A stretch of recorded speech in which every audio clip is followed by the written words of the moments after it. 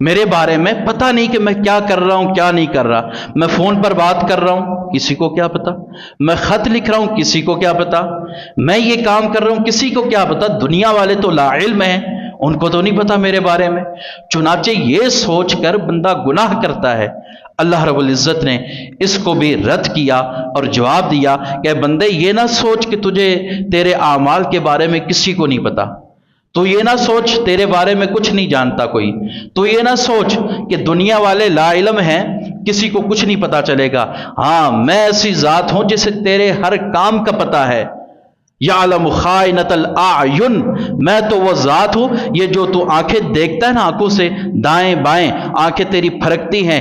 یہ جو دیکھ رہا ہے جس بندے کو، جس کے اوپر تیری نظر ہے، پیچھے دماغ میں کیا کیسٹ چل رہی ہے، میں اسے بھی جانتا ہوں. تیری آنکھوں کی خیانت کو جانتا ہوں، میں ہر چیز کو جانتا ہوں. پھر فرمایا وما تخفی الصدور، اسی طرح جو تیرے دل کے اندر جو باتیں چل رہی ہیں، جو تیرے دل کے اندر وسوسے جنم لے رہے ہیں، سوچے جنم لے رہی ہیں، میں اسے بھی جانتا ہوں. لہذا یہ نہ سوچ کہ میں اس وجہ سے گناہ کروں گا کہ دنیا والے لا علم ہیں. دنیا والے لا علم ہو، لیکن تیرا رب، تیرا خالق، تجھے پیدا کرنے والا وہ لا علم نہیں ہے. وہ تیری آنکھوں کی خیانت کو بھی جانتا ہے، تیری آنکھوں کے پلٹنے کو بھی جانتا ہے، اور پیچھے دل اور دماغ میں جو چیز چل رہی ہے اسے بھی وہ جانتا ہے.